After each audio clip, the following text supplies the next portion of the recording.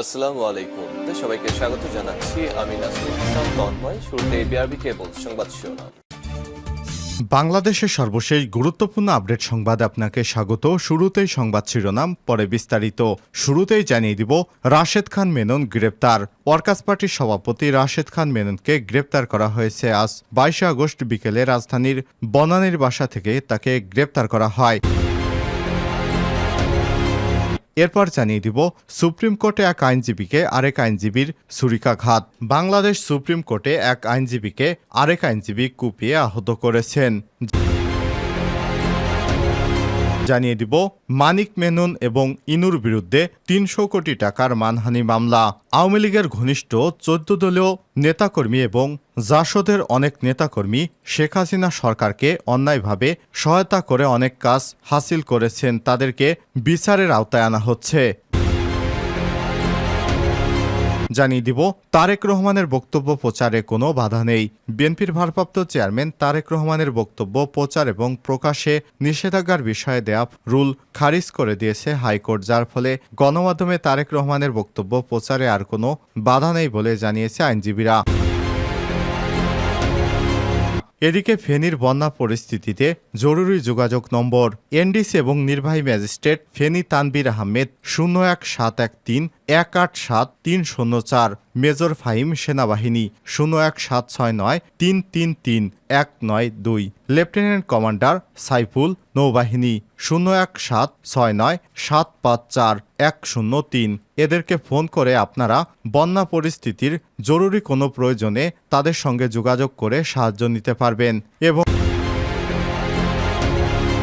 সর্বশেষ জানিয়ে দিব, আওয়ামী লীগ নিষিদ্ধ চেয়ে রিটের শুনানি পিছিয়ে রোববার। ছাত্র জনতার নির্বিচারে হত্যা দেয় আওয়ামী লীগকে নিষিদ্ধ এবং নিবন্ধন বাতিল চেয়ে দায়ের করা রিটের শুনানি পিছিয়ে আওয়ামী লীগ রোববার 25 আগস্ট দিন ধার্য করেছে হাইকোর্ট। রাষ্ট্রপক্ষের সময়ের আবেদনের পরিপ্রেক্ষিতে বৃহস্পতিবার 22 আগস্ট বিচারপতি AK-M আসাদুজ্জামান এবং বিচারপতি মোহাম্মদ মাহবুবুল ইসলামের হাইকোর্ট বেঞ্চ শুনানির জন্য এই দিন ধার্য করেছেন। প্রিয় দর্শক, এতক্ষণ শুনছিলেন সংবাদ শিরোনাম, এবারে বিস্তারিত।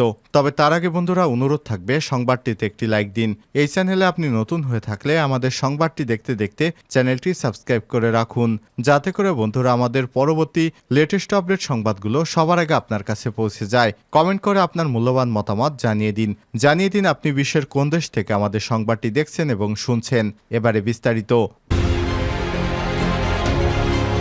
রাশেদ খান মেনন গ্রেপ্তার। ওয়ার্কার্স পার্টির সভাপতি রাশেদ খান মেননকে গ্রেপ্তার করা হয়েছে। বৃহস্পতিবার 22 আগস্ট বিকেলে রাজধানীর বনানীর বাসা থেকে তাকে গ্রেপ্তার করা হয়। ওয়ার্কার্স পার্টির কেন্দ্রীয় মিডিয়া বিভাগের আহ্বায়ক মোস্তফা আলমগীর রতন এসব তথ্য জানিয়েছেন। এর আগে সোমবার 19 আগস্ট আওয়ামী লীগের যুগ্ম সাধারণ সম্পাদক এবং সাবেক সমাজকল্যাণ মন্ত্রী ডক্টর দীপু মনিকে গ্রেপ্তার করা হয় রাজধানীর বাড়িধারা এলাকা থেকে। এরপর তাকে রিমান্ডে নেওয়া হয়েছে 4 দিনের। অভিযোগ আছে, 14 দল এবং ওয়ার্কার্স পার্টি সহ বিভিন্ন দলই শেখ হাসিনাকে নির্দেশনা দেওয়ার পরই ছাত্র জনতার উপর তারা গুলিবর্ষণ করেছিল। এ কারণে তিনি দোষী সাব্যস্ত হবেন। সুপ্রিম কোর্টে এক আইনজীবীকে আরেক আইনজীবীর ছুরিকাঘাত। বাংলাদেশ সুপ্রিম কোর্টে এক আইনজীবীর ছুরিকাঘাতে আরেকজন আইনজীবী আহত হয়েছেন। আহত আইনজীবীর নাম ব্যারিস্টার মোহাম্মদ আশরাফুল ইসলাম বলে জানা গেছে। বৃহস্পতিবার 22 আগস্ট দুপুর 1:15টার দিকে আইনজীবী সমিতির শেরিবাংলা 1 ফজলুল হক ভবন 2005 নম্বর কক্ষে এই ঘটনা ঘটে। এ ঘটনার পর রক্তাক্ত অবস্থায় এই আইনজীবী সাংবাদিকদের বলেন, আমি আমার কক্ষে বসেছিলাম। এ অবস্থায় অ্যাডভোকেট আব্দুল কাইম হত্যার উদ্দেশ্যে আমাকে ছুরিকাঘাত করেন। আমি এই হামলার বিচার চাই। জানা গেছে, ছুরিকাঘাতে আহত আইনজীবী আশরাফুল ইসলামের বাড়ি টাঙ্গাইল জেলায়। তিনি সদ্য ক্ষমতাচ্যুত আওয়ামী লীগ সরকারের আমলে একাধিকবার জাতীয় সংসদ নির্বাচনে অংশ নিয়েছিলেন, কিন্তু জিততে পারেননি। এদিকে হামলার একটি ভিডিও ইতিমধ্যে সামাজিক যোগাযোগ মাধ্যম ফেসবুকে ভাইরাল হয়েছে। ওই ভিডিওতে দেখা গেছে হামলার পর আহত আইনজীবী ব্যারিস্টার আশরাফুল ইসলামের মাথার বাম পাশ দিয়ে রক্ত ঝরছে। ভিডিওতে আহত আইনজীবীকে বলতে শোনা যায়, আমি আমার কক্ষে বসেছিলাম। অ্যাডভোকেট কায়ুম নামে এক আইনজীবী হঠাৎ এসে আমাকে বলে, তুই কোর্টে ডিস্টার্ব করস, তোকে আমি ছাড়ব না। এরপর আমাকে ছুরি দিয়ে আহত করা হয়, আমাকে কোপাতে থাকে।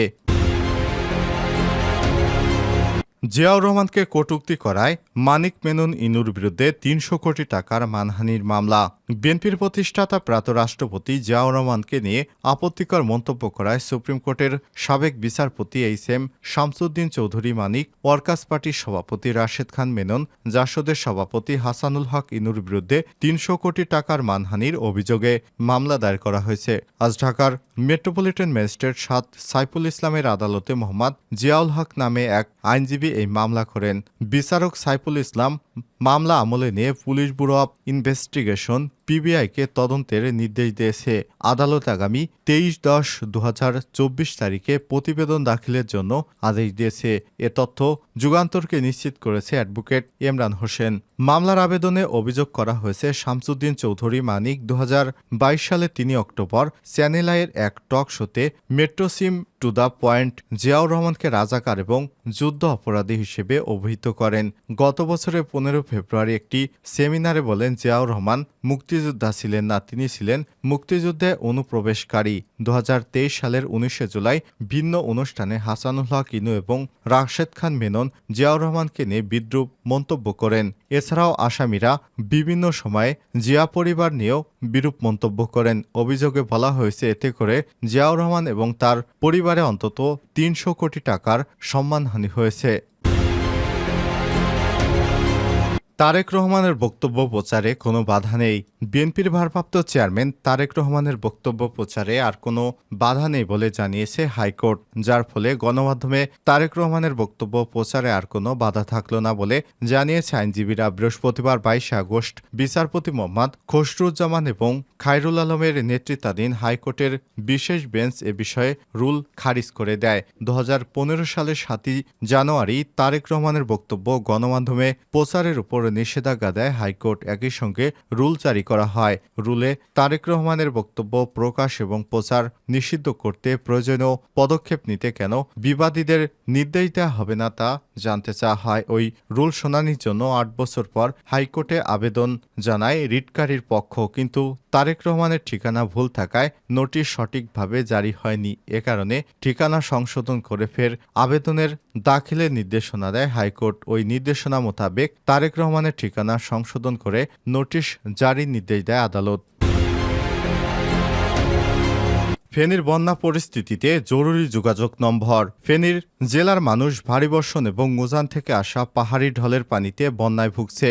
খাদ্য, বিদ্যুৎ সহ ইন্টারনেট এবং মোবাইল নেটওয়ার্ক সংকটে সেখানকার জনজীবন একেবারে বিপর্যস্ত হয়ে পড়েছে। তাই বন্যাকালীন অবস্থায় সেখানকার যে কোনো ধরনের তথ্য এবং সেবা ও সহযোগিতার দরকার হলে আইনশৃঙ্খলা বাহিনী সহ প্রশাসনের সাথে জরুরি যোগাযোগের জন্য হটলাইন চালু করেছে সরকার। বৃহস্পতিবার 22 আগস্ট দুপুরে ডাক, টেলিযোগাযোগ এবং তথ্য প্রযুক্তি মন্ত্রণালয়ের থেকে দেয়া এক বিজ্ঞপ্তিতে সেসব নম্বর জানানো হয়েছে। কালবেলার পাঠকদের জন্য হটলাইন নম্বরগুলো তুলে ধরা হলো। জরুরি যোগাযোগ এনডিসি নির্বাহী ম্যাজিস্ট্রেট ফেনী তানবির আহমেদ 01713 187 304, মেজর ফাহিম সেনাবাহিনী 01769 333 192, লেফটেন্যান্ট কমান্ডার সাইফুল নৌবাহিনী 01769 754 103।